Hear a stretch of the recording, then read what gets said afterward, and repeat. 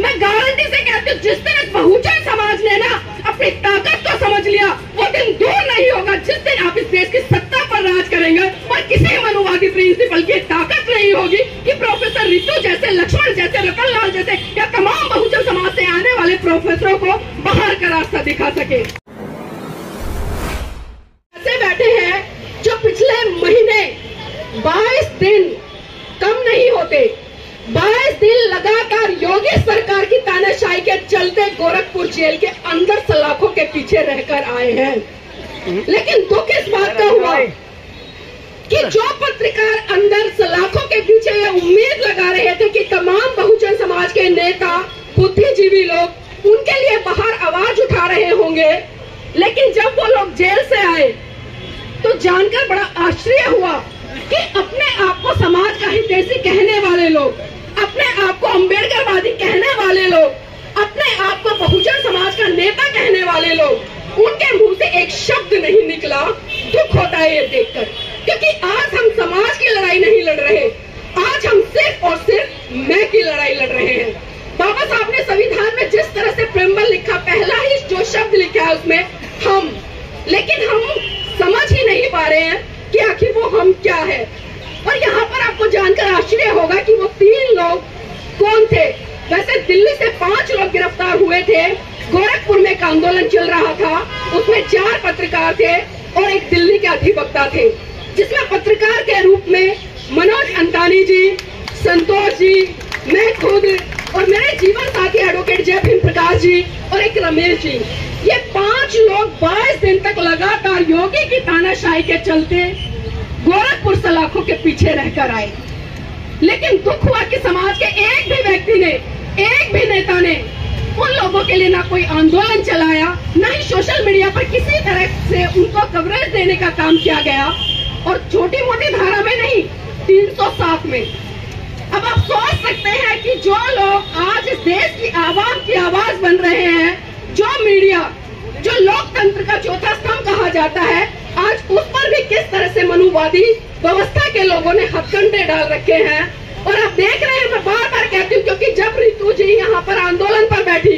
उस समय मैं उत्तराखंड में थी, मुझे पता चला, मैं रात को ही अगले दिन यहाँ पर 1 बजे मैं पहुंची, मैंने 1 बजे पूरा लाइव किया, इनका इंटरव्यू किया, और उसके बाद लगातार बीच में भी हम आते रहे, लगातार जैसे भी रहा सोशल मीडिया के माध्यम से, इनके पेज के माध्यम से भी हमने वीडियो को सोशल मीडिया के प्लेटफॉर्म से और अपने एनबी न्यूज के चैनल के माध्यम से आप लोगों तक पहुंचाने का काम किया। लेकिन दुख इसी बात का होता है कि गाज एक पर गिरती है तो एक ही चिल्लाता है। और एक कहावत भी हमने सुनी है कि जिसके पैर ना फटी विवाई, वो क्या जाने पेड़ पर आई। मतलब सिर्फ हम दूसरे की पीड़ा को महसूस कर सकते हैं, सिर्फ देखकर इतना कि हाँ उसके पैर फट गए हैं, उसका खून निकल रहा है, वो पीड़ा में होगा। लेकिन जो वास्तविक पीड़ा है वो उसी व्यक्ति को होगी जिसके पैर की विवाई फटी है। हम 22 दिन लगातार गोरखपुर सलाखों के बीच में रहे, किस तरह की मानसिकता के कैदी होंगे आप समझ सकते हैं।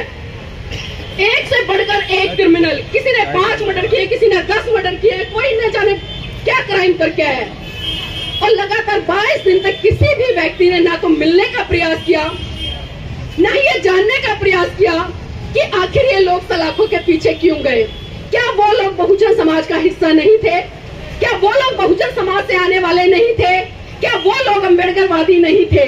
और कुछ गिने चुने चैनलों ने अगर चर्चा भी की उस आंदोलन को लेकर, तो वहां पर जो ये 5 लोग दिल्ली से थे,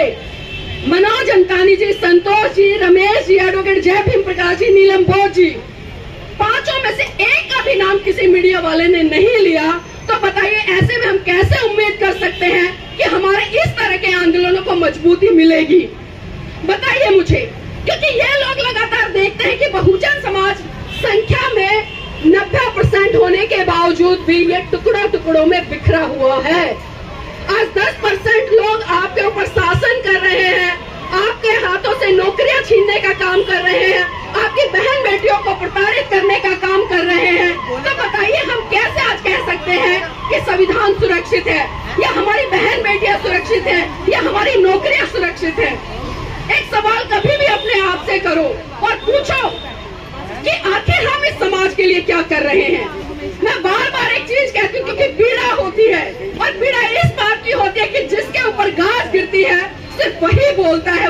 चिल्लाता है। अभी जिस तरह से प्रोफेसर लक्ष्मण जी का भी प्रकरण आप सबने देखा, आखिर प्रोफेसर लक्ष्मण जी का क्या गुनाह था? सिर्फ गुनाह उनका वो था कि वो उस व्यवस्था के खिलाफ जाकर बोलते थे जो व्यवस्था लगातार इस देश के 90% लोगों को